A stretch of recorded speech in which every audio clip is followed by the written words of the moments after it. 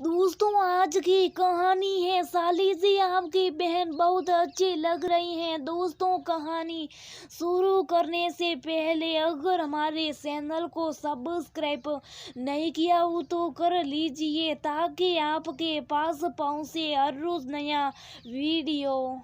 निराली की रौनक छाई हुई थी। सपना के मायके में भाई के बेटे का जन्म उत्सव मनाया जा रहा था। 5 बहनों के इकलौते भाई के यहाँ पुत्र जन्म की खुशियां मनाई जा रही थी। दादा दादी दोनों ने उत्सव की तैयारी में लगे हुए थे। हलवाई बैठाया गया था, तरह तरह की मिठाइयाँ और पकवान बन रहे थे। बेहतरीन कैटरिंग की व्यवस्था थी। लजीज खाने की सुगंध चारों ओर फैल रही थी। 500 बहनें मम्मी पापा की दी हुई साड़ियों को देखकर बहुत खुश हो रही थी। सबको एक ही पैटर्न की अलग अलग कलर की साड़ियां पहनने को कहा गया था। भाभी की साड़ी भी वैसी थी। पापा बहुत बड़े शिक्षित अधिकारी थे। उनके घर के हाथे में ही पंडाल की व्यवस्था और कुर्सियां लगा दी गई थी। कुछ दिन पूर्व ही सारी शादीशुदा बहनें इकट्ठी हो गई थी। रोज घूमने जाते, शॉपिंग करते। काफी समय बाद ऐसा मौका आया था जब एक साथ सब लोग मिल रहे थे। घर के सब मिलकर धमाकचोड़ी कर रहे थे। पापा मम्मी का मन गदगद हुआ जा रहा था।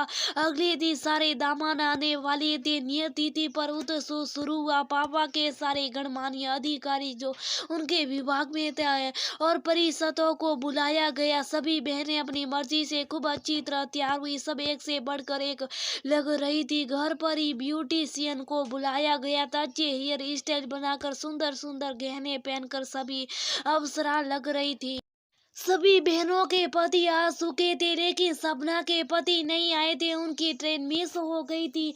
इस धमासोकड़ी के बीच सपना के चेहरे की उदासी माँ से छुप ना सकी। उन्होंने पूछा, सपना में देख रही तुम हंसी मजाक करते करते कहीं खो जाती हो, क्या दुखे तुम्हें? नहीं नहीं माँ, मुझे कोई तकलीफ है। देखो ना मैं कितनी खुश हूँ। पड़ोसन आंटी जी जिनके मम्मी से अच्छे शब्द थे बोली, क्या दामाद जी नहीं आए इसलिए दुखी हो तुम? नहीं आंटी, ऐसे कोई बात नहीं है। तो फिर एंजॉय करना। मुझे पता है दामाद जी आते तो तुझे रोकते टोकते, ये क्यों पहनना है, ऐसा क्यों किया, ऐसे बाल क्यों बने आंटी के? ऐसा कहती सपना खिलखिला कर हंस पड़ी और उत्साह का आनंद लेने लगी। सब उसे खींच कर स्टेज पर ले गए जहाँ सब भाई बहन मिलकर नाच रहे थे। मम्मी खड़ी खड़ी सोच रही थी, ना जाने क्या दर्द इसे जो थोड़ी थोड़ी देर में ये खो जाती, उदास हो जाती है। चेहरा सब कुछ व्यक्त कर देता। आनंद उल्लास के साथ बच्चे का जन्म उत्सव सफल हुआ। सबने गाने गाए, नाचे। मम्मी पापा को भी उसमें सम्मिलित किया। कई वर्षों में ये खुशी आई थी। सबने मिलकर बहुत एंजॉय किया। सब लोग सपना से कहने लगे कि तुम कितनी अच्छी लग रही थी इस हेयर स्टाइल में। जीजा जी देखेंगे तो खुश हो जाएंगे। चलो तुम्हारा एक और हेयर स्टाइल बनाते। जीजा जी आज पहुंच रहे हैं। शाम को सपना के पति को लेकर भाई घर के दरवाजे पर पहुंचे तो सभी उनका इंतजार कर रहे थे। शोर मचाकर सभी सहेलियों ने उनका स्वागत किया। सपना को कमरे में छुपा दिया। जीजा जी ने पूछा, सपना का पर्दे के पीछे सपना निकल कर आई। गजब की सुंदर लग रही थी। गुलाबी शिफॉन की साड़ी और स्लीवलेस ब्लाउज में सपना किसी अच्छे कॉम्प्लीमेंट का इंतजार कर रही थी। पर यह क्या, सपना के पति उस पर बड़ी बड़ी आंखें करके बरस पड़े। मायके में तुम्हारे पर निकल आते, ये क्या उलिया बना रखा है अपने हाथी उत्साहित मायके वाले भाई बहन भौस के रखिए। दामाद का ये रूप देखकर मम्मी भी अपनी बेटी के चेहरे से वक्त होने वाली उदासी का कारण समझ के एक साली बोल पड़ी, क्या खराबी है जीजा जी उनके उलिये में? देखिए ना कितनी सुंदर लग रही है। एक बुजुर्ग थी कर ससुराल में घूंघट काढ़ी सबकी सेवा करती रहती है। बनाव श्रृंगार से तो बिल्कुल दूर होगी। दीदी हम सब ने मिलकर उन्हें इस तरह तैयार किया है।